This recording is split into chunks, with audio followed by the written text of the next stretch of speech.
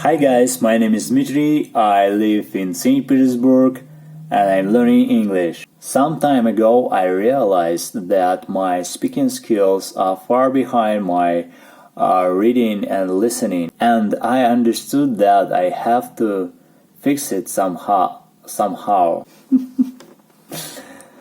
Yeah. About 1 year ago, I heard that making a YouTube channel in English can really improve your speaking skills. But I was too shy and maybe scared to speak on camera, especially in English, that I just didn't do that. I was hoping that my speaking would improve just by itself with maybe just reading or listening to native speakers, but it was just self-deception. It doesn't work this way. I realized that only speaking practice can improve my English. It looks so obvious, but I see that a lot of English learners get into such trap. They are just afraid of making mistakes and being judged, as I was, honestly. And I'm here! And since making video on YouTube is my way to improve my English, I really appreciate if you let me know in the comments below about my mistakes that I made. That I made. So watch this video and I'll show you in this video our little trip to south of Russia, and I will tell you how we managed to do this, because it wasn't too simple, because Russia is huge, maybe you know it. So hit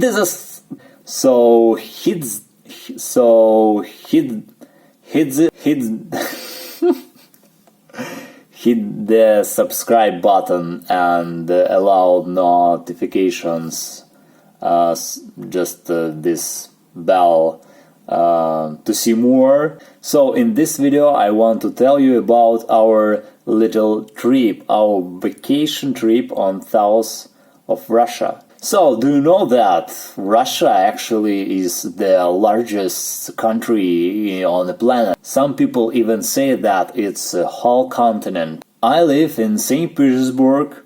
It's located on northwest of Russia. This city lies just about 7 degrees south from Arctic Circle. So, just for example, just imagine the distance between capital of Great Britain, London, and capital another country, Paris. And this distance is about 300 kilometers. But the distance between two cities of Russia, Saint Petersburg and Moscow, is about 600 kilometers, and it's just a small part of Russia. So we had to go from the Saint Petersburg in the north of Russia to the very south of Russia. We were going to the small resort on the south. It's called Anapa. It's on the seashore of Black Sea, near the Georgia, maybe you know, and Crimea.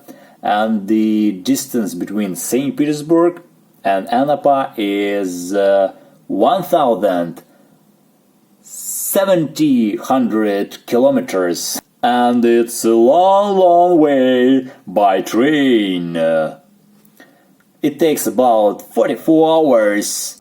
You may ask, why didn't we get airplane?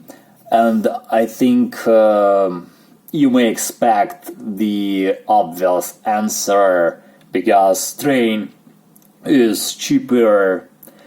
If we used airplane, plane would expand our travel cost in 1.5 times or time.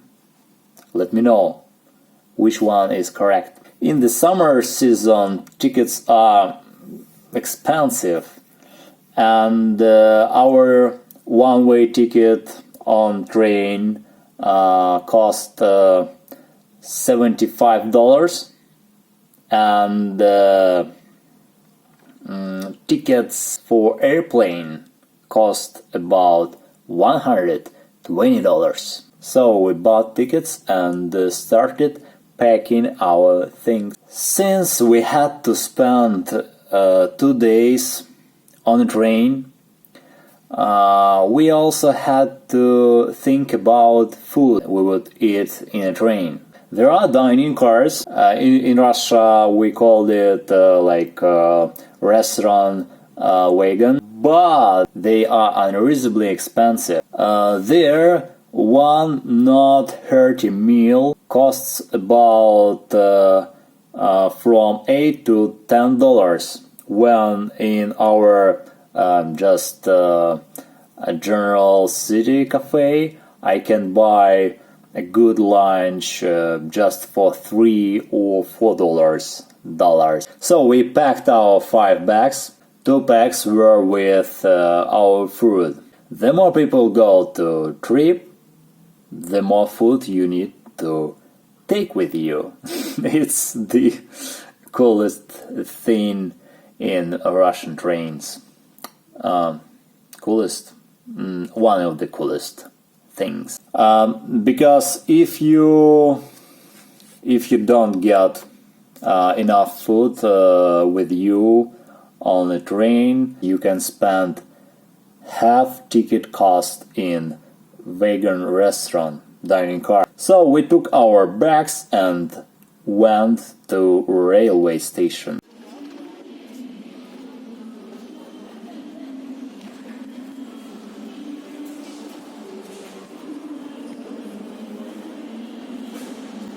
There are 5 railway stations, by the way, in Saint Petersburg.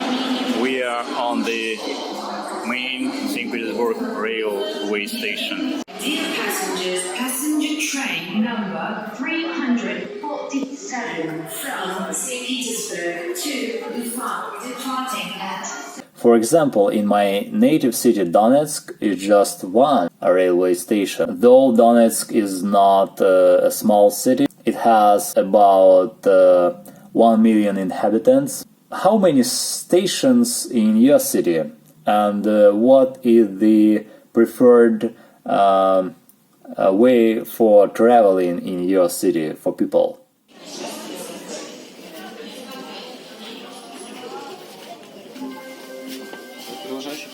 Нету.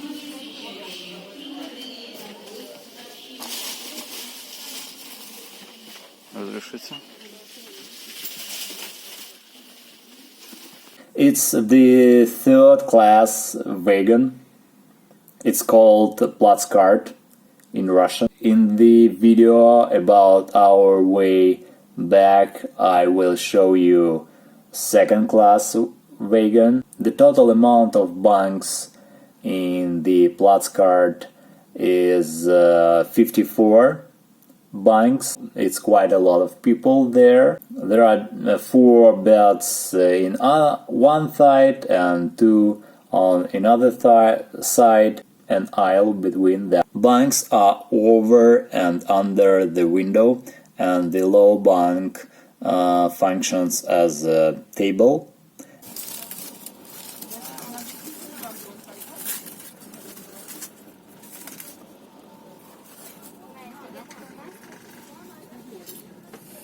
Say hi.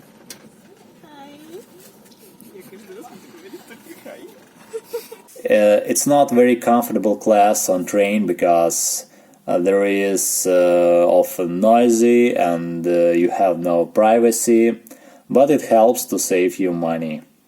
As I said before, on our way back I'll show you second class wagon. All trains for long distances in Russia are two different types: fast and standard. Fast trains make fewer stops. Although in our tickets was said that it's fast train, it still made a lot of stops. If to add up all durations of all stops during our trip on train, it would be equal 4.5 hours. So 4.5 hours out of 44 hours of our whole trip, we just were staying and waiting. Some stops were for half an hour, some were just for 2 minutes. There is a problem with traveling in Russia.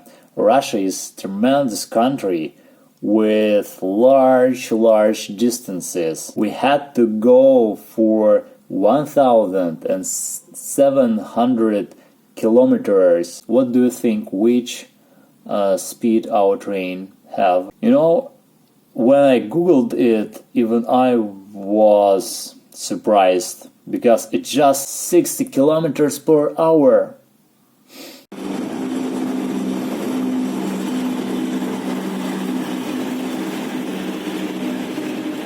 Recently in Russia have appeared really fast trains.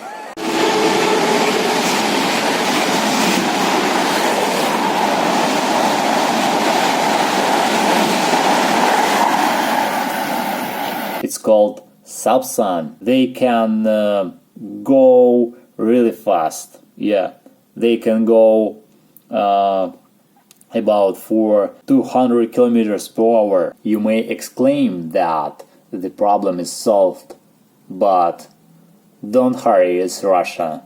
No, these trains go mostly just between Moscow and Saint Petersburg. Just Moscow and Saint Petersburg. And they are very expensive, and just ordinary people cannot afford it. And the funniest thing is that stops we did were to give way for these really fast and expensive and fancy trains. But thanks for these stops, we could feel continental summer. Because in St. Petersburg, you know, even in summer, when the sun fell down, you just can get cold. So we arrived in Anapar, in our destination point, after 44 hours of going on train. It's sad, but I didn't film it because I was exhausted and I didn't really know how to film our travel. Because this video is my first try to make like traveling video or just video in English. Oh, you hear someone is whistling. Someone in the yard. It's already dark in my window. Yeah. Let me know in the comments below what do you want to know else about Russia. So thank you for watching me. Big thumbs up. To see more, tap on subscribe button. And bye. I'll see you in my next video.